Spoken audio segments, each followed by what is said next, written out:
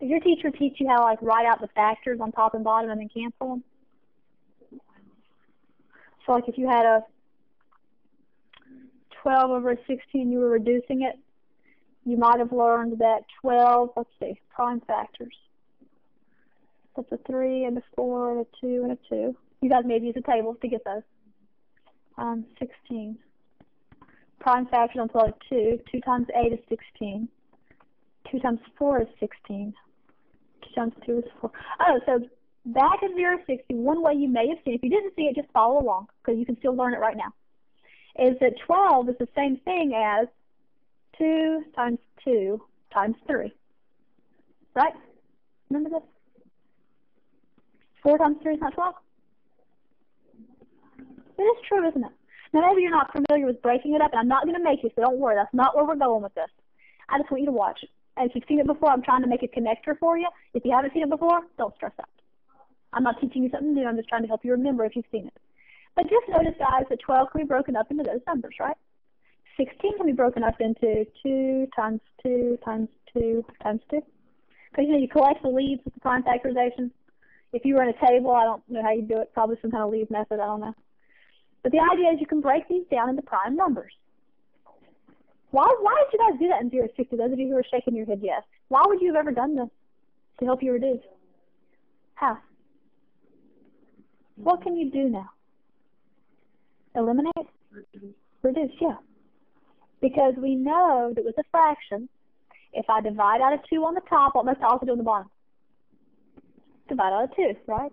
With fractions, we do the same thing on top that we do on the bottom.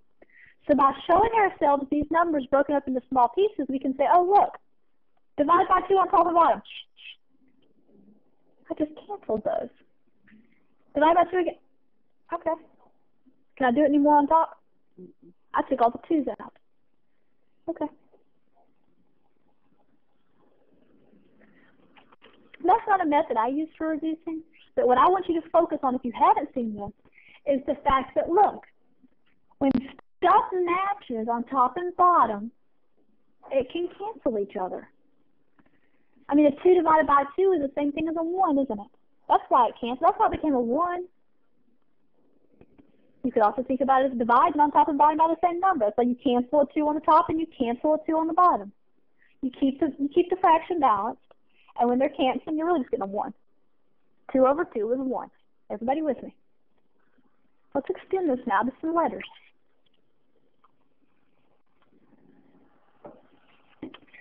X to the 4th divided by x cubed.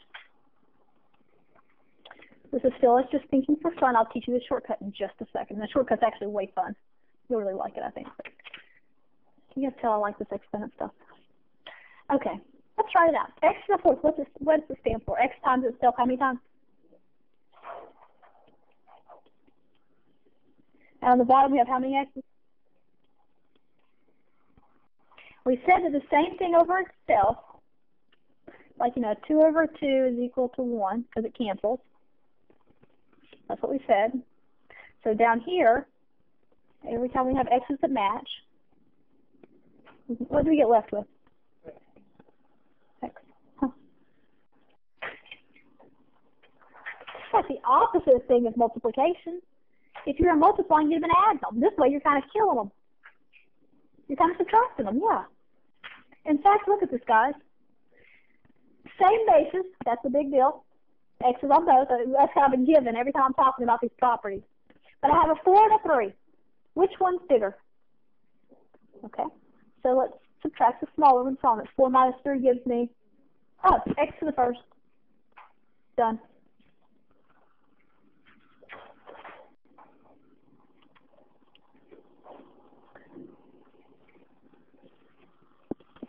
For division with like bases, you subtract across the divide bar.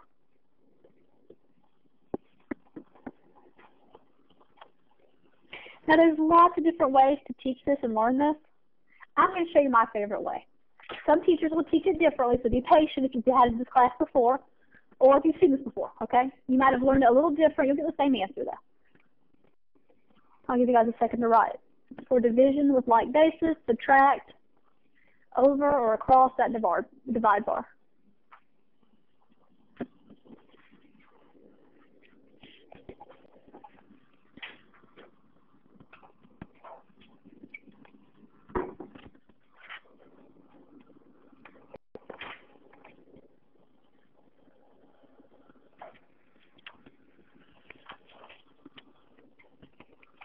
So let me talk you through a couple examples. I'll start with some pretty easy ones. Let's go to the book to find some easy ones. Okay, how about, that's too hard, you guys haven't learned that yet. Let me just tell you one more thing, okay? This way we can just kind of do it all at once. So we have this thing, right? Now we're going to note something else.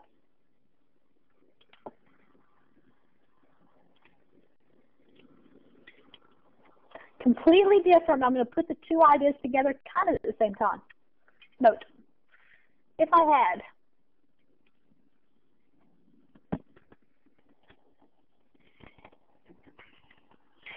we said x to the first, x to the 0. We talked about those. We didn't talk about negatives. Does that make any sense at all?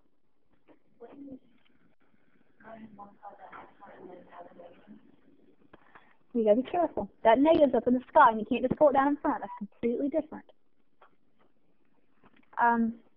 The way you have to deal with exponents is basically know that negative exponents are not okay. Now, negative numbers are fine, but those negative powers, what would that even mean? So think about it from a definition perspective. If you had x to the first, you got an x, right? X to the second, you got an x times an x. We even talked about x to the 0 being equal to 1. But guys, if you have x to the negative 1, oh what? So now you're going to take away your 1s and like multiply them backwards? How would you couldn't even do that. Because remember, exponents mean multiply, right? It makes no sense to us to have a negative. Can we write it? Sure, yeah. And you've seen it before. But does it have any like actual meaning to us? Could we calculate it without doing something special? No way. You got to fix it first. We don't want the negative in the exponent.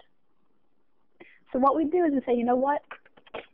This fraction bar that we just said is kind of like a subtract symbol. Can make it change signs. When something goes across this divide bar, across this border, it'll negate it. It'll make it the opposite sign. In other words, since divide means minus, if I add my bar, I'll put a 1 on top to have something on top. Let's take our x to the minus 1 to the bottom of the bar. That's what you've got. So because divide you think subtract, it works the same way with getting rid of that negative that you just can't have. Even if it had been a number, you couldn't have it. Even if it had been 2 to the negative 1, what is that really? 1 over what? 2. Okay. Because when you have a negative exponent, you have to take care of it. The way you take care of it is by saying, let's add our divide bar. Divide bars do the same thing as subtract. So I'm going to walk it over the border, walk it over the divide bar to switch that 1 to a positive 1. The negative 1 became positive, and I have a 1 over 2. Let's do another one with numbers. How about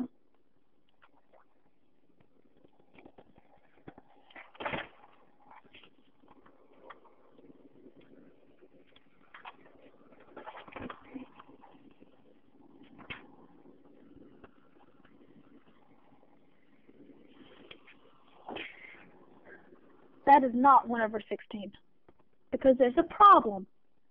What's wrong with this? What do I have that I'm not allowed to have? Okay. To get rid of the negative, I go across the divide sign, right? The divide bar. Oh, you mean I can go up just like I went down? Sure. Sure. When I go to the top, that 2 becomes positive. What is 4 squared? 16.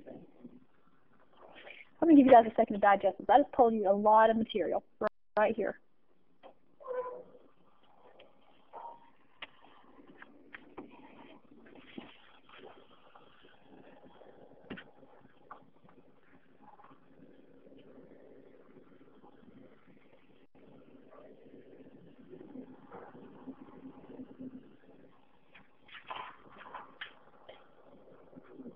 Cal, I think I can feel your brain power over there.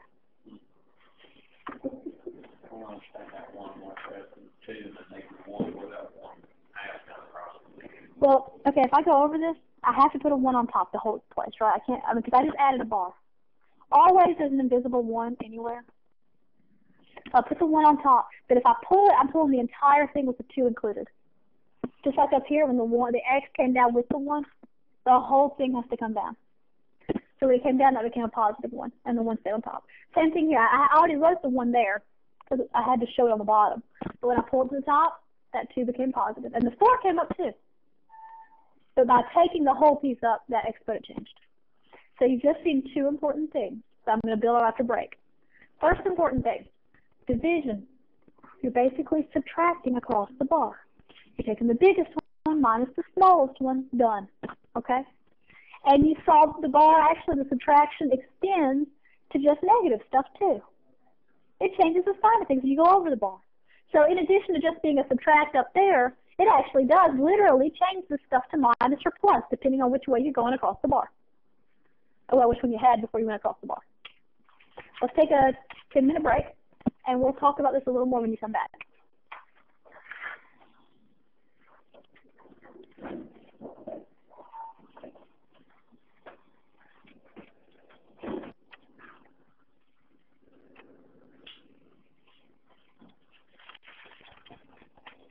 Okay, so on page 354,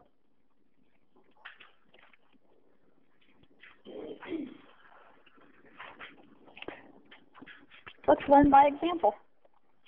How about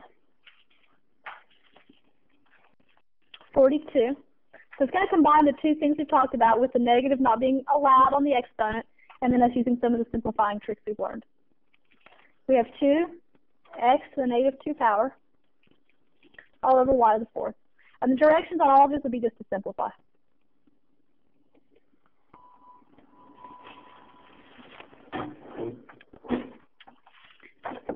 So let's see. Any numbers that need to be multiplied or anything like that, any stuff with the same basis to put together? No, there's only one problem. What is that problem? Oh, to change the negative on this, what do I do? Take the entire piece across the division sign. Take it to the bottom.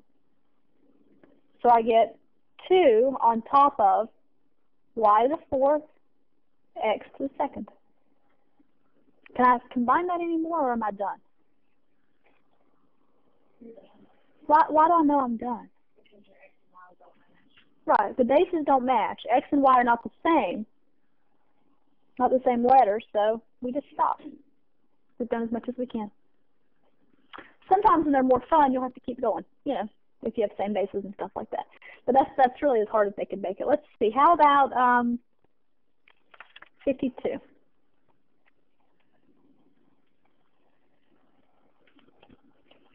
On 52, we have x squared, y to the negative 4th, and it's all raised to the 2nd. All that's squared.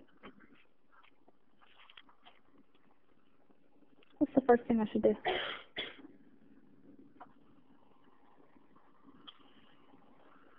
Change the negative.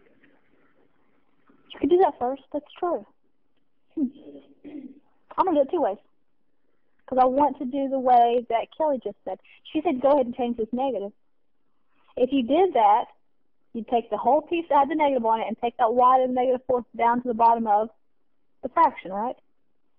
So you'd have x squared over y to the negative 4th, and all of that being raised to the, positive 4 on the bottom. Goodness gracious, that would have defeated the whole